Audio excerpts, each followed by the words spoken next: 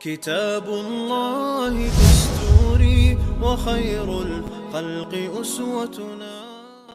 Does Quran mention beautiful spouses in paradise? Yes, he does. There's no hiding from it. And actually, when I was in my exploring religion phase, this is one of the things that I couldn't answer for myself. Why does God mention this? And actually, of course, none of you sisters have this question, but you know sisters that have this question.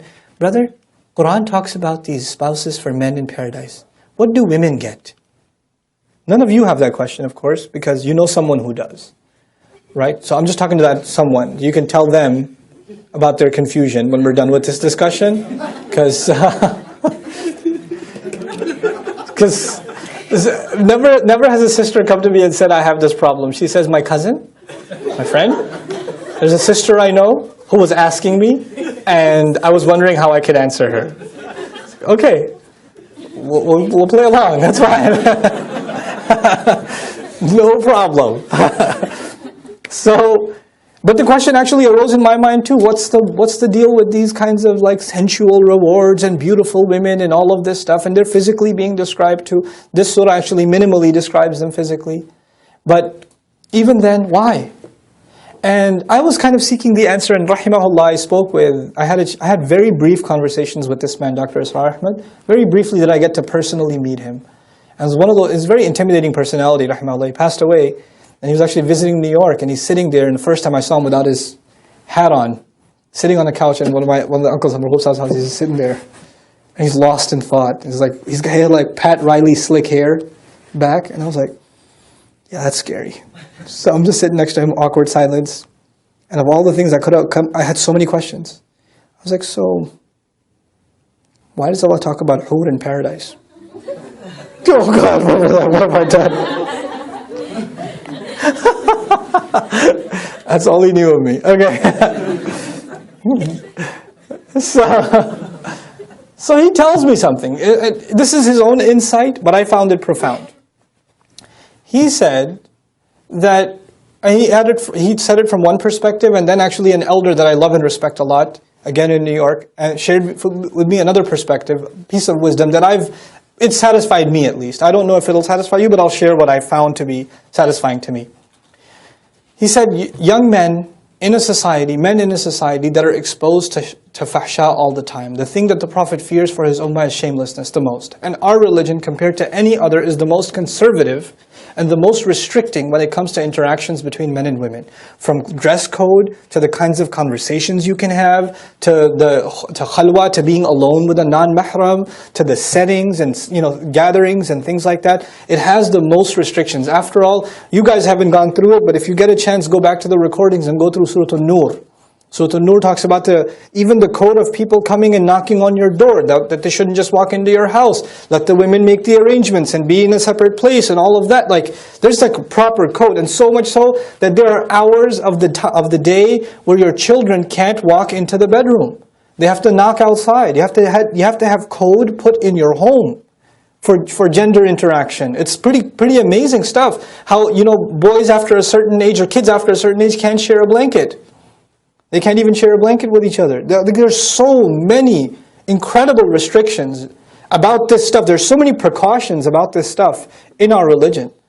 It's kind of something to wonder about. And then the exact opposite is described in Jannah.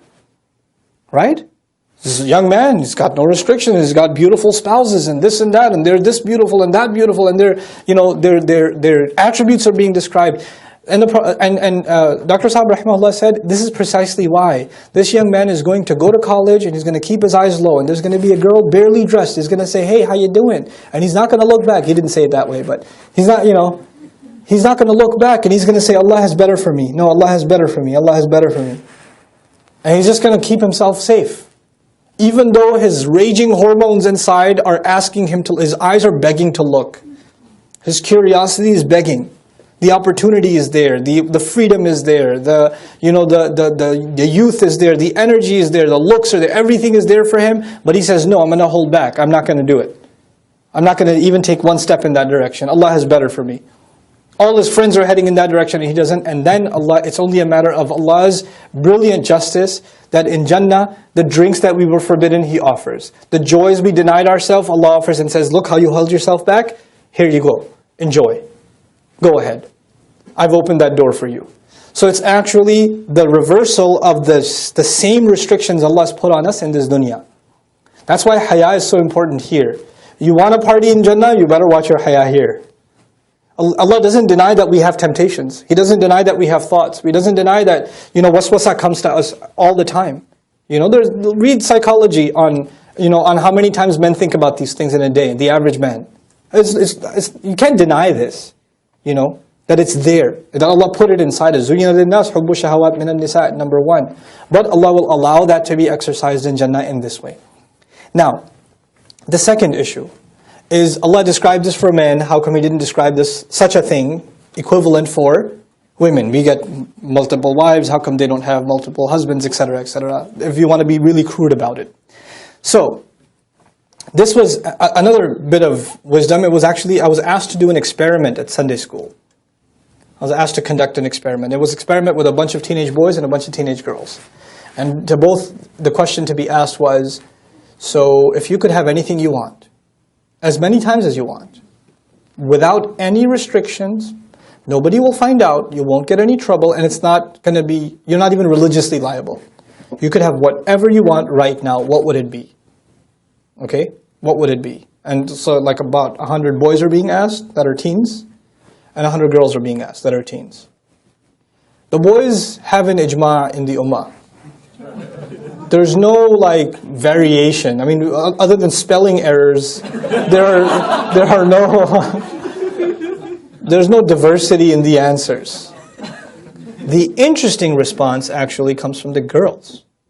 And by the way, the boys saying that, it confirms what Allah Himself said, subhanahu wa ta'ala. زُيِّنَ لِلنَّاسِ حُبُّ الشَّهَوَاتِ مِنَ النِّسَاءِ. Men were programmed with desire for women. Allah beautified it in them. Done. And just proof of that. The girls were the interesting answers. Can we have 5 more minutes? Just a couple more minutes. Just two more minutes. They hand you the paper. No, can I have it back? Can I have it back? I just thought of something else. Crossing it over again. And then multiple answers. I can't think of one thing. My favorite answer that was given by multiple sisters, not all of them, but multiple. It depends.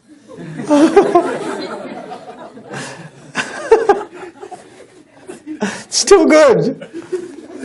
It's too good. Others, I just want to be with my mom. Some said a pony. So all kinds of answers. The man I love. I got all kinds of, but it wasn't one answer. The point is, it wasn't one answer. Allah Azza wa Jal made us emotionally monochrome. We're just one way. Overwhelmingly. I mean, there are unique individuals that love books more than they love women, or, there are those.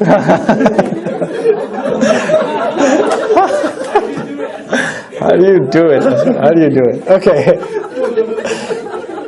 But overwhelmingly, He made us one way. And so Allah described it. Now, I don't want to appease to sisters. This is my own conviction, and I'm not shy. Personally, I don't think I'm shy to explain what Allah Azza wa Jal does. We have to be true to Allah's word. We're not here to make anybody happy or upset. We're just here to explain to the best of my understanding, what Allah Azza wa Jal says. Okay? In my personal opinion, the rewards of women described in Jannah are actually more eloquent. They're more eloquent. I'll share with you an Arabic expression you might be familiar with. رُبَّ سُكُوتٍ, I don't know, the quiz is on Monday. رُبَّ سُكُوتٍ أَبْلَغُ مِنْ كَلَامٍ. Perhaps silence speaks more loudly than speech. Allah Azza wa Jal is silent on this, not to say that there are no rewards, but they're beyond words. And this happens in the Quran, as a matter of fact. There are rewards for different kinds of deeds, but sometimes there are deeds that are so magnificent to Allah that they can't even be put in words. So what does Allah say about those kind of deeds? فَأَجْرُهُ عَلَى اللَّهِ. Then the compensation of such a deed is on Allah. Allah will take care of it. He doesn't even say gardens and rivers and spouses. It's beyond description. So He just says, I'll take care of them. It's on me. That's the reward, by the way, incidentally, that indescribable reward is for someone who forgives somebody. Even if they have had the power to take revenge and they still forgave, then that person gets a reward that can't even be described. Allah just says, I'll take care of him. Ajruhu, it's on Allah. Allah will take care of him. Subhanallah. Now, for women's rewards not to be described as not to take away, but to actually elaborate, further leave to the imagination. And incidentally, no Muslim believer, man or woman, should feel like they're going to be shortchanged. Get to Jannah, you won't be disappointed. What am I going to get though? I don't know if I'll like it. You'll like it. What's the proof you'll like it? Surah Fussilat. Surah number 41. Allah Azza wa Jalla says to all of humanity, وَلَكُمْ فِيهَا مَا تَشْتَهِي أَنفُسُكُمْ. You will have whatever you desire. That's open to men and women. Whatever you want will be there. And then some. And then some. وَلَكُمْ فِيهَا مَا تَدَّعُونَ. And whatever you might come across, later might pop in your head. You place an order for something later on. Oh wait, but I wanted that too. Fine, you can have that too. You can't just, it's not like you already placed the order, it's non-refundable. You're stuck with it. No, you can change your order. You can order something else. Great. That door is open to both men and to women.